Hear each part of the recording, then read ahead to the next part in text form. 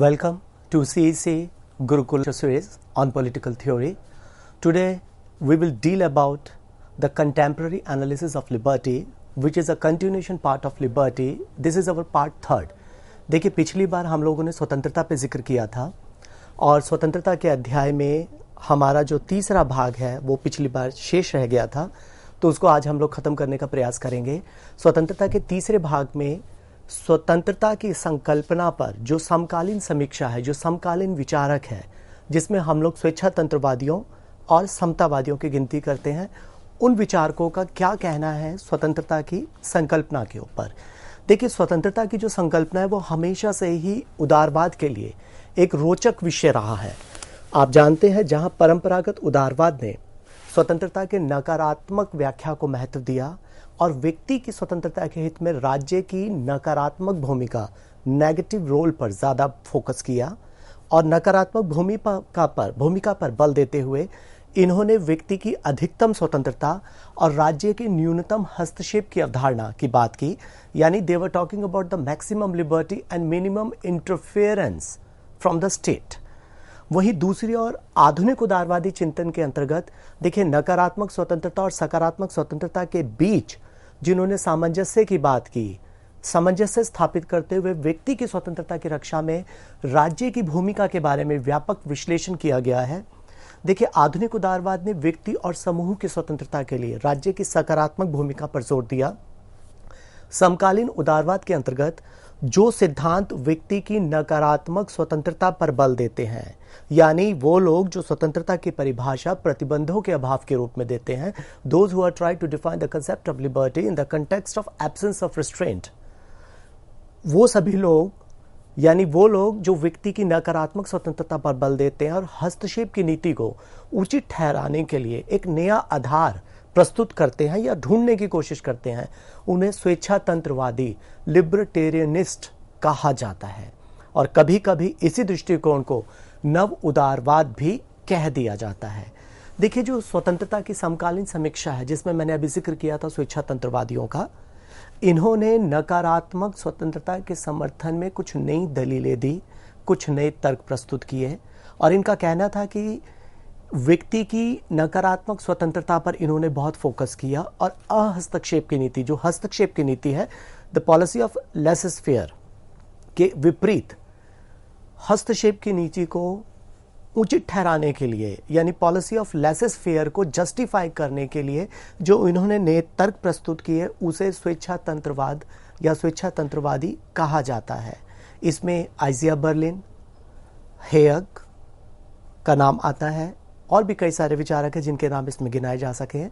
ठीक इसके विपरीत एक दूसरी विचारधारा है समकालीन उदारवाद की, जिसे समतावाद कहा जाता है, इगैलिटेरियनिज्म। देखिए, इगैलिटेरियनिज्म पॉलिटिकल साइंस, राजनीतिक सिद्धांत का वह विचार है जो समानता को सार्वजनिक नीति का प्रमाणिक आधार मानता है और इसका मतलब यह है कि मनुष्यों को समान अवसर या अधिकार या लाभ प्रदान करते समय इस कार्यवाही को उचित ठहराने के लिए कुछ तार्किक आधार ढूंढने की आवश्यकता नहीं है, बल्कि जो असमानता है, जो विषमता है, जो इनइक्वालिटी है या जो भेदभाव किया जाता है, उसको उचित ठहराने के लिए उपयुक्त तार्किक आधार ढूंढना बहुत जरूरी है। इसलिए सभी समतावादियों का मानना था कि सरकार को केवल नकारात्मक भूमिका पर ही जोर नहीं देना चाहिए, बल्कि पूंजीपति वर्ग के साथ साथ जो समाज का निर्धन वर्ग है, जो कमजोर वर्ग है, जो हाशिए पे बैठा वर्ग है, उसकी भलाई के लिए भी काम करना सरकार की एक बहुत बड़ी जिम्मेदारी बनती है। देखिए, सबसे पहले हम लोग आइजिया बर्लिन, जो ईसा बर्लिन है, उनके बारे में बताना चाहेंगे। ईसा बर्लिन ने किताब लिखी थी जिसका नाम था टू कंसेप्ट्स ऑफ लिबर्टी, स्वतंत्रता की दो संकल्पनाएं। इसके अंतर्गत इन्होंने तर्क दिया था कि राज्य केवल व्यक्ति की जो नकारात्मक स्वतंत्रता है, केवल उसी की रक्षा कर सकता है और सकारात्मक स्वतंत्रता की रक्षा करना राज्य का कार्यक्षेत्र नहीं आता। दूसरे शब्दों में, राज्य केवल व्यक्ति की गतिविधियों में कम से कम हस्तक्षेप करे, व्यक्ति को अधिक से अधिक स्वतंत्रता प्रदान करे और जो सकारात्मक क्षेत्र है, यानी कुछ ऐसे जिससे व्यक्ति के व्यक्तित्व का विकास हो, समाज कल्याण में वृद्धि हो, ये सब काम करना राज्य का जिम्मेवारी नहीं है।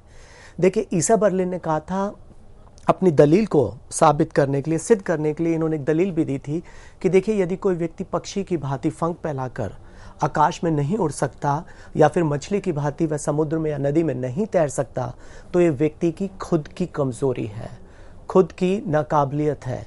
और ऐसी हालत में उस व्यक्ति को ये शिकायत बिल्कुल नहीं करना चाहिए कि हमें राजनीतिक स्वतंत्रता या राजनीतिक समानता से वंचित किया जा रहा है। संक्षेप में बर्लिन का कहना था कि नकारात्मक स्वतंत्रता का अर्थ यह है कि व्यक्ति को अपने विवेक अनुसार अपने कार्यों का चयन करने से ना रोका जाए। वहीं दूसरी ओर कोई भी व्यक्ति सकारात्मक स्वतंत्रता का कहां तक इस्तेमाल कर सकता है अपने जीवन में, वो कहां तक यूटिलाइज कर सकता है पॉजिटिव लिबर्टी को, ये उसके खुद के कैरेक्टर पर, उसकी कैपेसिटी पर और उसके रिसोर्सेज पर, यानी उसके चरित्र पर, उसकी क्षमता पर और उसके साधनों पर निर्भर करता है। राज्य इसमें कुछ नहीं कर सकता और ना ही राज्य को इसमें कुछ करना चाहिए या हस्तक्षेप करना चाहिए।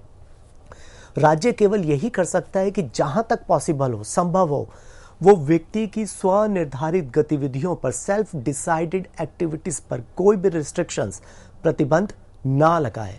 देखिए, बर्लिन का मानना था कि राजनीतिक स्वतंत्रता वास्तव में नेगेटिव इक्वालिटी है। जो पॉलिटिकल फ्रीडम है वो केवल एक नेगेटिव लिबर्टी है और ये एक ऐसी व्यवस्था की डिमांड करती है जिसमें व्यक्ति को अपने उद्देश्य की पूर्ति के लिए किसी अन्य लोगों के सामने या अपने उद्देश्य की पूर्ति के लिए किसी अन्य लोगों की तरफ से कोई बाधा का सामना ना करना पड़े।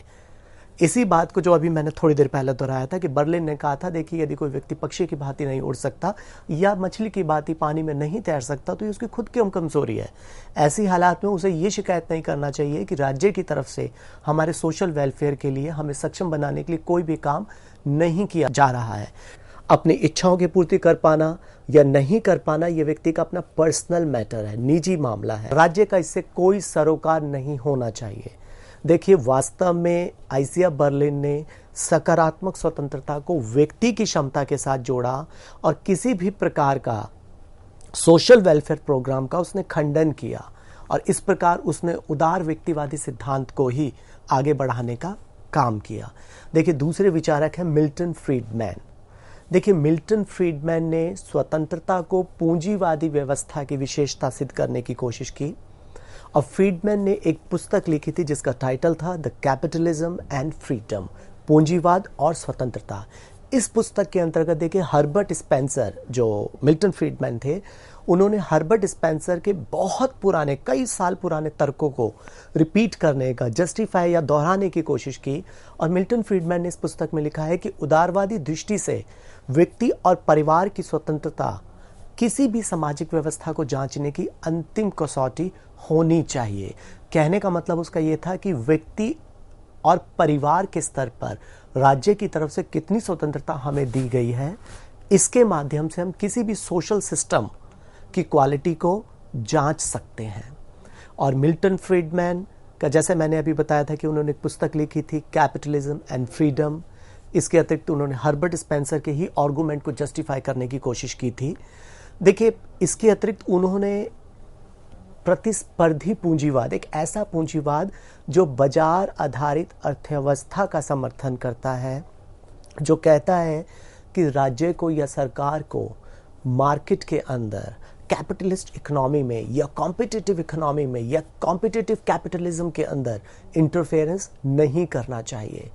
सरकार केवल उन्हीं इश्यूज को, उन्हीं मुद्दों को, उन्हीं कार्यों को अपने हाथों में ले जिसे मार्केट सिस्टम खुद संभालने में कैपेबल ना हो या फिर मार्केट के पास उस काम को करने की कैपेसिटी ना हो। केवल वही काम राज्य को अपने हाथों में लेना चाहिए।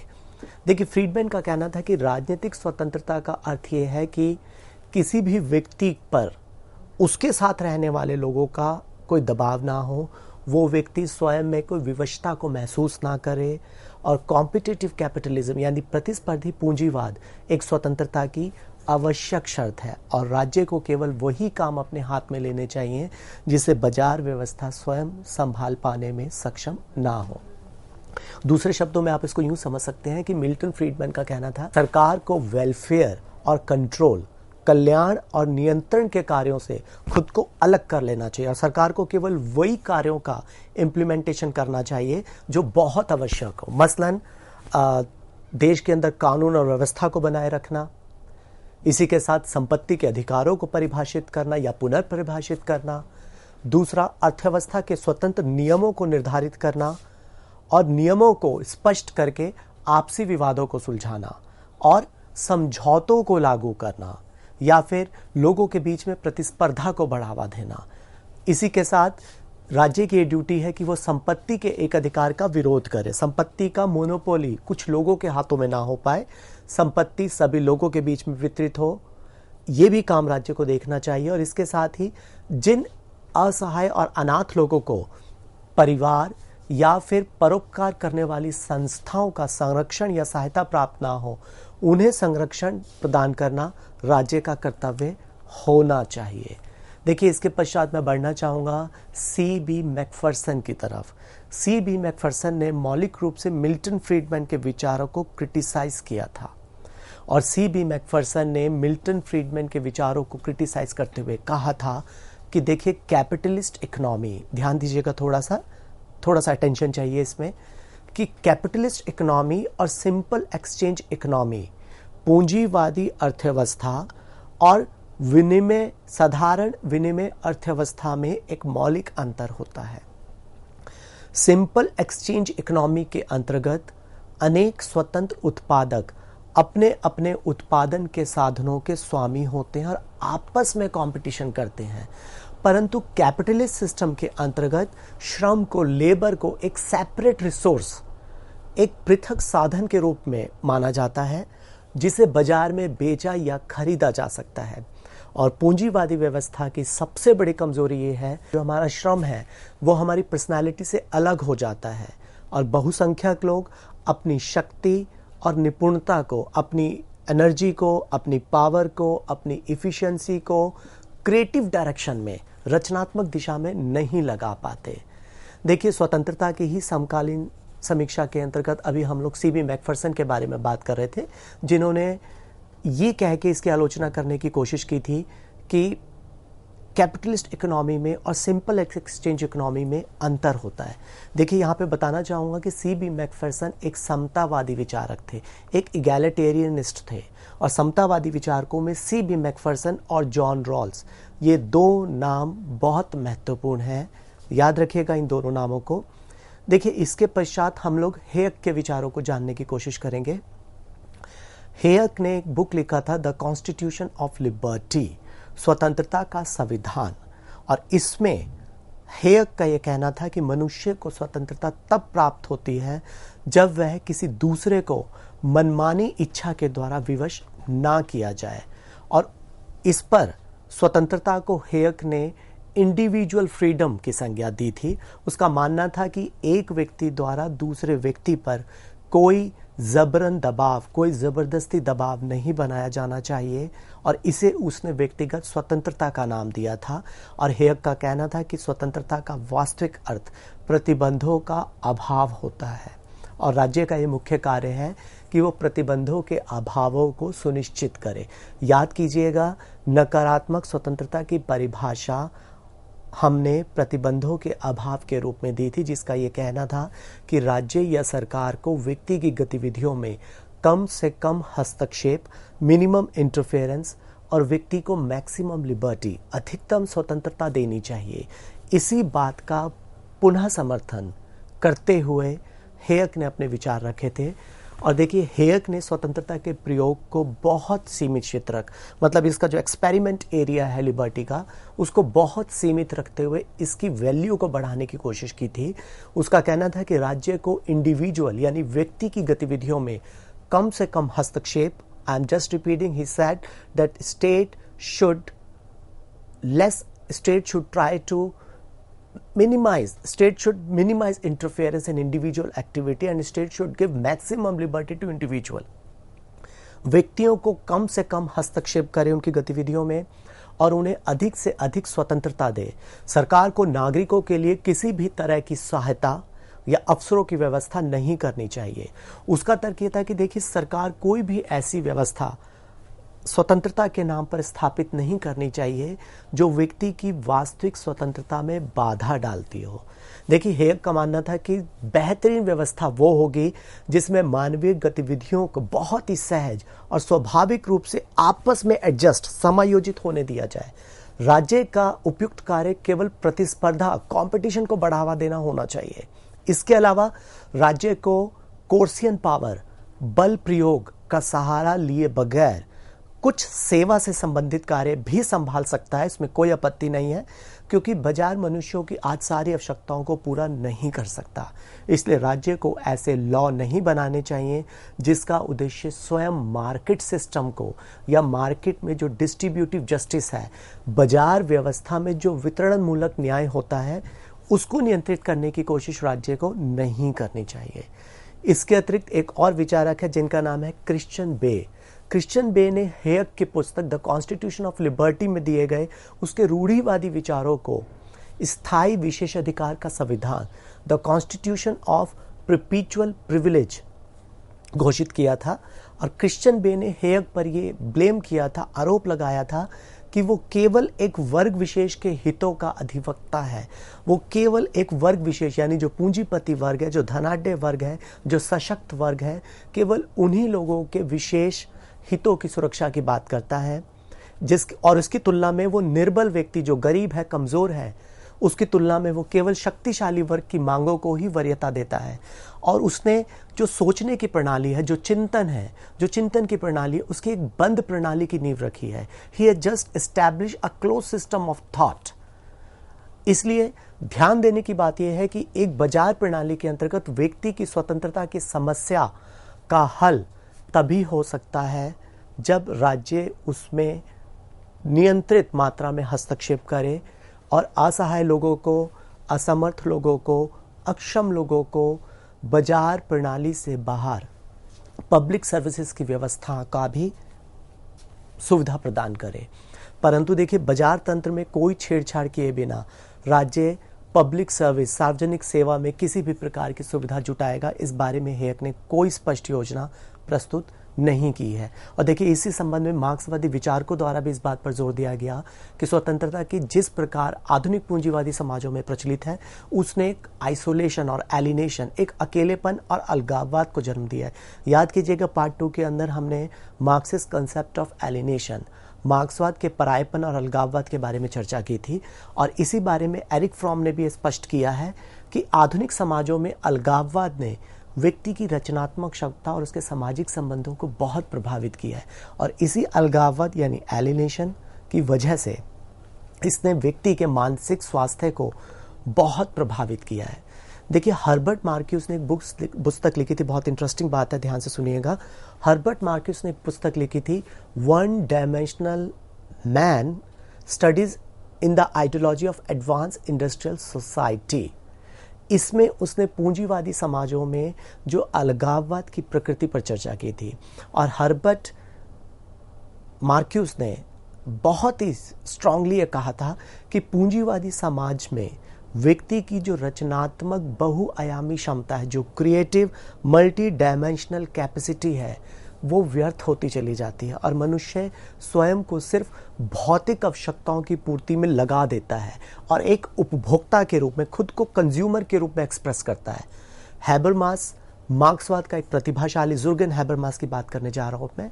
देखिए, जुर्गेन हैबरमास भी एक प्रतिभाशाली प्रवक्ता था और इसने स्वतंत्रता की समस्या को पूंजीवाद की वैधता के संकट के रूप में देखा है। हर्बर्ट हैबरमास का मानना था कि समकालीन विश्व में आज साइंस, टेक्नोलॉजी और संगठन यानी ऑर्गेनाइजेशन के बहुत ड्रास्टिक डेवलपमेंट और प्रोग्रेस की वजह से आज स्थिति ये हो गई है कि मनुष्य ने अपनी रेशनल माइंडसेट, अपनी तर्क संगत बुद्धि आज मनुष्य का खुद भला नहीं कर पा रही है और तर्क शक्ति की भूमिका केवल उसकी इफिशिएंसी को बढ़ाने तक सीमित रह गई है। दूसरे शब्दों में आप यूं समझिए, मनुष्य की तर्क बुद्धि उसे अपने को संगठित करना सिखाती है, वहीं दूसरी ओर लिबरल डेमोक्रेसी की संस्थाओं ने मनुष्य के पारस्परिक संबंधों को बाजार समाज के ढर्रे पर एक खरीदार और विक्रेता के संबंधों में आज बदल दिया है। इसलिए स्वतंत्रता के समकालीन या समसामयिक विचार के अंतर्गत हम स्वतंत्रता की उदार व्यक्तिवादी धारणा के साथ ही स्वतंत्रता की मार्क्सवादी संकल्पना का भी अध्ययन करते हैं। और स्वतंत्रता के समकालीन चिंतन के अंतर्गत, दोबारा से रिपीट कर रहा हूं, शुरू में भी बात दोहराई थी, स्वतंत्रता के समकालीन चिंतन के अंतर्गत जो सिद्धांत व्यक्ति की नकारात्मक स्वतंत्रता पर बल देते हैं और अहस्तक्षेप की नीति को उचित ठहराने के लिए नया आधार, नया तर्क प्रस्तुत करते हैं, उन्हें स्वेच्छातंत्रवादी, इन इंग्लिश दे कॉल्ड लिबर्टेरियनिस्ट और लिबर्टेरियनिज्म कहा जाता है। इसको इन्हें स्वेच्छातंत्रवादी कहा जाता है और ये पूरी तरीके से नकारात्मक स्वतंत्रता पर बल देते हैं और अहस्तक्षेप की नीति को यानी लेसेस फेयर की नीति को ही दोबारा से लागू करने की कोशिश करते हैं। ठीक इसके दूसरी तरफ वो विचारक जो स्वतंत्रता को सकारात्मक पक्ष पर बल देते हैं, जो स्वतंत्रता के सकारात्मक पक्ष पर बल देते हुए धनी वर्ग के साथ साथ जो निर्धन है, जो निर्बल है, जो कमजोर है, जो अक्षम है, जो हाशिए पर है, उसके वर्ग के हितों की बात करता है। उन्हें समतावादी, इगैलिटेरियनिज्म या इगैलिटेरियनिस्ट भी कहा जाता है। और वास्तव में स्वतंत्रता के समसामयिक विचार के अंतर्गत हम विश्व के विभिन्न देशों में हो रहे सामाजिक और आर्थिक परिणामों के स्वरूप समकालीन समय में एक तर्कसंगत आधार पर विश्लेषण करने की कोशिश करते हैं।